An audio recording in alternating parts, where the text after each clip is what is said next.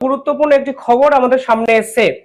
August মাসে ভারতের cricket টিমের বাংলাদেশ সফরে যাওয়ার কথা, কিন্তু সেই সফর এখন হবে কি হবে না সেই সিদ্ধান্ত ভারত সরকারের হাতে ছেড়ে দিয়েছে বিসিসিআই, অর্থাৎ ভারতের ক্রিকেট বোর্ড পুরোপুরি এই সিদ্ধান্তটি ভারত সরকারের হাতেই ছেড়ে দিয়েছেন।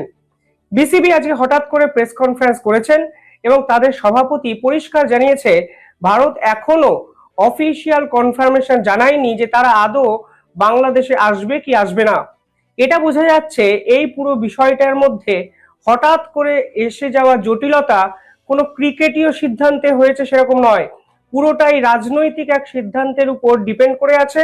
এবং বাংলাদেশের সরকার যেভাবে একের পর এক ভারত বিরোধী পদক্ষেপ নিয়েছে, সেই প্রেক্ষাপটে দাঁড়িয়ে ভারতের ক্রিকেট টিমকে তারা বাংলাদেশে পাঠাবেন কিনা সেটাই কিন্তু এখন সব থেকে বড় প্রশ্ন। ঠিক যেভাবে পাকিস্তানকে ট্রিট, কিভাবে বাংলাদেশকে সিমিলার ট্রিটমেন্ট দেওয়ার কথা বলেছেন এক পক্ষ, বলছেন তুমি যখন পাকিস্তানের সঙ্গে ক্রিকেট খেলো না তাহলে বাংলাদেশের সঙ্গে কেন খেলবে। বাংলাদেশ তো প্রতি মুহূর্তে ভারতের বিপক্ষে স্টেটমেন্ট দিয়েছে, ভারত বিরোধী বিভিন্ন পদক্ষেপ নিয়েছে। কেন আমরা এই মুহূর্তে বাংলাদেশের সঙ্গে ক্রিকেট খেলবো এবং বাংলাদেশের সাথে ক্রিকেট খেলার পরে বাংলাদেশের বোর্ডের কেন আর্থিক উন্নতি হবে, সেই প্রশ্ন কিন্তু এক পক্ষের মাধ্যমে তোলা হয়েছে। যাই হোক, বাংলাদেশ ক্রিকেটের বর্তমান অবস্থা অত্যন্ত শোচনীয়, আপনারা অনেকেই জানেন। শ্রীলঙ্কার সঙ্গে সিরিজ হেরেছে, টেস্ট ক্যাপ্টেন শান্ত পদত্যাগ করেছেন। তবে উল্লেখযোগ্য বিষয় হলো আমার অত্যন্ত পছন্দের একজন ব্যক্তি সঈদ আবিদ হোসেন সামি, তিনি বাংলাদেশের বর্তমান যে বোর্ড প্রেসিডেন্ট তার উপদেষ্টা হয়ে যোগদান করেছিলেন এবং আমার বিশ্বাস ছিল সামি ভাই দায়িত্ব নেওয়ার পর বাংলাদেশের ক্রিকেট একটু হলেও আলোর দিশা দেখবে। কিন্তু কালকে আমি দেখছিলাম সামি ভাইও প্রেসিডেন্টের এই উপদেষ্টা পদ ছেড়ে পদত্যাগ করেছেন এবং তিনি এই জটিলতার মধ্যে ফাঁসতে চাননি। যাই হোক, এটা তো আমার ব্যক্তিগত পছন্দের কথা বললাম। আজকের এই ভিডিওতে আমি আপনাদের বলবো হঠাৎ করে কেন নজিরবিহীন ভাবে ভারত এবং বাংলাদেশের আগস্টের এই সিরিজ নিয়ে জটিলতা তৈরি হলো। আজকে বিসিসিআই সভাপতি একটি স্টেটমেন্ট দিয়েছেন, তিনি স্বীকার করেছেন হঠাৎ করে বিসিসিআই এর সঙ্গে কথা বলে তারা বুঝতে পেরেছে এই সিরিজ নিয়ে একটা অনিশ্চয়তা তৈরি করা হয়েছে। অফিসিয়াল সূত্র জানাচ্ছে বিসিসিআই এই পুরো বিষয়টি সরকারের উপর ছেড়ে দিয়েছেন।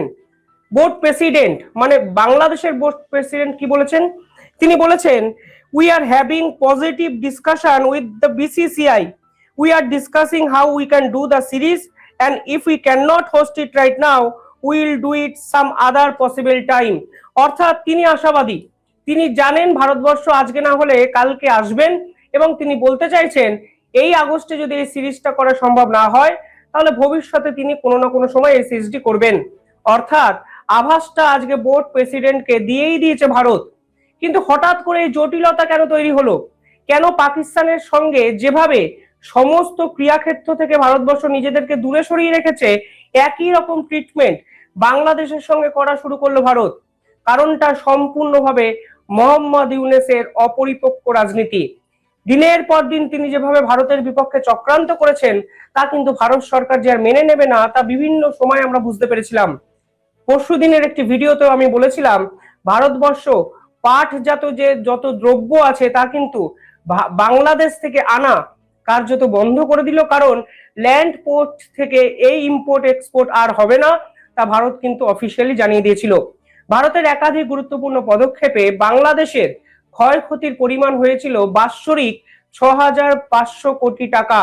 আর এবার এই সিরিজে যদি ভারতের পক্ষ থেকে অর্গানাইজড করতে সাহায্য করা না হয় তাহলে কিন্তু কয়েকশো কোটি টাকার ধাক্কা বাংলাদেশের বোর্ডকে, ক্রিকেট বোর্ডকে কিন্তু পোহাতে হবে। তাই এই মুহূর্তে বেজায় অসুবিধার একটা সৃষ্টি করবে বাংলাদেশের। এই সমস্যা হলো কেন, দেখুন বিশেষজ্ঞরা মূলত যে কথা বলছেন তা হলো বাংলাদেশ ভারতকে বাইপাস করে পাকিস্তান এবং চীনের সঙ্গে একটি সার্কের মতো সংগঠন করতে চাইছেন। মোহাম্মদ ইউনূস যখন দায়িত্ব নিয়েছিলেন তিনি প্রথম থেকেই বলেছিলেন সার্ককে তারা পুরো উজ্জীবিত করবেন।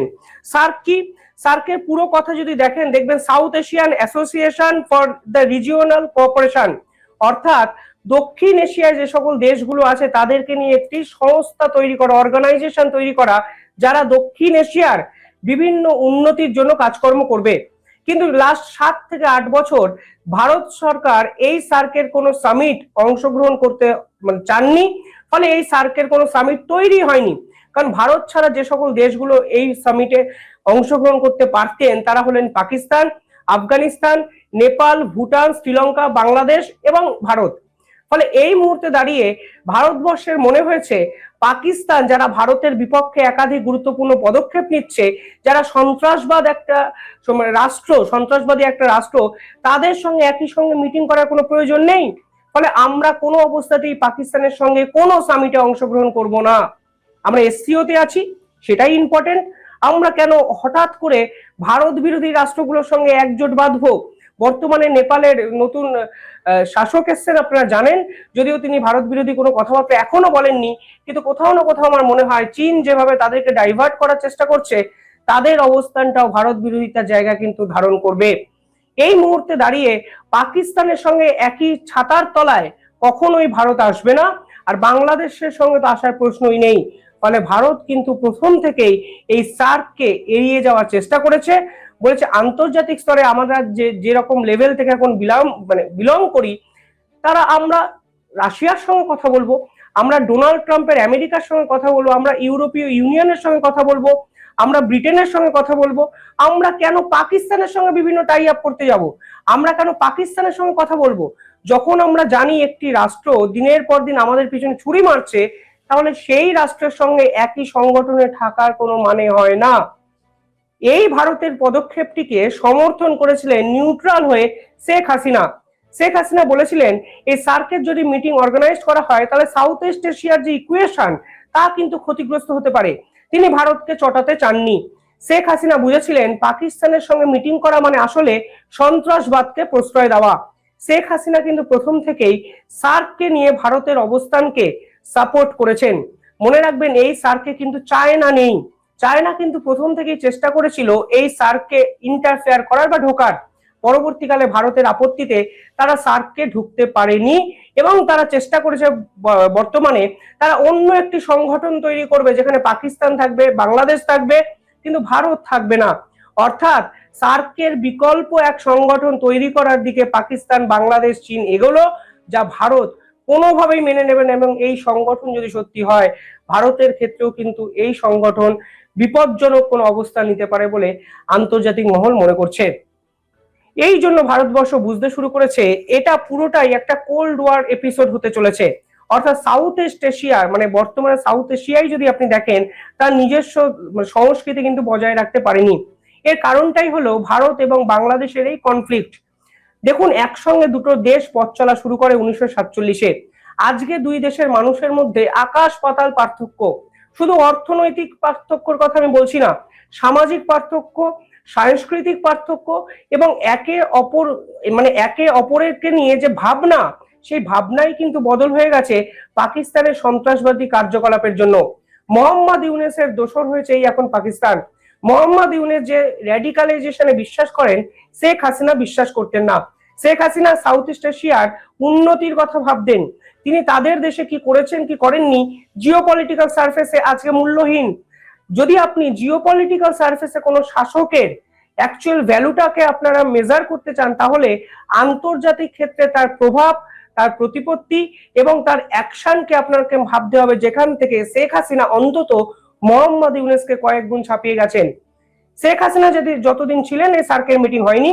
এখন আমরা এখানে ছবি দেখতে পাচ্ছি, যেখানে আমরা দেখতে পাচ্ছি এই সার্ককে এড়িয়ে তারা নতুন এক সংগঠন তৈরি করছেন। এবার প্রশ্নটা কোথায় উঠছে? তারা সংগঠন তৈরি করতেই পারেন, কিন্তু প্রশ্ন হচ্ছে এই ধরনের সংগঠন কি ডোনাল্ড ট্রাম্প কিংবা নরেন্দ্র মোদী মেনে নেবেন? কারণ আমেরিকার ইন্দো প্যাসিফিককে নিয়ে যে স্ট্র্যাটেজি, সেই স্ট্র্যাটেজি তো এই সংগঠনকে সেই সংগঠন এই স্ট্র্যাটেজিকে সমর্থন করবে না। এটা সম্পূর্ণভাবে আমেরিকা বিরোধী একটা সংগঠন হতে পারে, কারণ আমেরিকার ইন্দো প্যাসিফিকের যে অবস্থান তা কিন্তু চীন, বাংলাদেশ এবং পাকিস্তানের সম্পূর্ণ বিপরীতে। আরাকান আর্মি নিয়ে আমেরিকার যা স্ট্যান্ড, চীনের সেই স্ট্যান্ড নেই। ভারতের নর্থ ইস্টকে নিয়ে আমেরিকার যা স্ট্যান্ড, চীনের সেই স্ট্যান্ড নেই। এমনকি বাংলাদেশকে নিয়ে আমেরিকা যেভাবে খেলাতে চাইছে বা খেলতে চাইছে, চীন কিন্তু সেভাবে বাংলাদেশকে ব্যবহার করতে চাইছে না, না পাকিস্তানকে তারা এইভাবে ব্যবহার করতে চাইছে। অর্থাৎ পুরোটাই একটা জটিলতার মধ্যে তৈরি করে হয়ে গেল। এবং এই জটিলতাটা শুরুই করলেন মোহাম্মদ ইউনূস, যিনি সকলকে না জানিয়ে চীন এবং পাকিস্তানের সঙ্গে একটি মিটিং করলেন, যে মিটিং হলো চীনের ওয়াং প্রদেশে। আর এই মিটিং এর পর ভারত কিন্তু তৎপরতা দেখায়। ভারতবর্ষ বুঝতে পেরে যায় অনেক কিছু বিষয়গুলো ভারতবর্ষ এতদিন নেগলেক্ট করেছে, আর এই নেগলিজেন্সির জন্য আজকে এই অবস্থা হলো, এবং ভারতকে তারা দুর্বল ভাবতে শুরু করেছে। আর দুর্বলতার সুযোগ নিয়ে আমাদের প্রতিপক্ষ এই রকম ছোটকো ছুটকা পুটকিপাটকা দেশ, তারা ভারতের বিপক্ষে ভারত বিরোধী ষড়যন্ত্রে লিপ্ত হয়ে গেল, তাও আবার জিও পলিটিক্যাল সার্ফেসে একটা নতুন সংগঠন করে। এরপরেও কি ক্রিকেট টিমকে ভারত থেকে বাংলাদেশে পাঠানো উচিত, এই প্রশ্ন কিন্তু থেকেই যায়। আর এরপরেও যদি ভারত সরকার ভারতের ক্রিকেট টিমকে বাংলাদেশে পাঠায়, তাহলে কিন্তু অনেক প্রশ্ন উঠবে। অন্তত এই প্রশ্ন তো উঠবেই যে যেখানে সিকিউরিটির প্রশ্ন, যারা দিনের পর দিন ভারতকে অপমান করছে, ভারতের পতাকাকে মাটিতে রেখে পায়ের তলায় মারাচ্ছে, তাদের দেশে আমাদের গর্বের ক্রিকেট টিম কেন যাবে? প্রশ্ন অনেক, উত্তরের জন্য হয়তো একটা সপ্তাহ অপেক্ষা করতে হবে।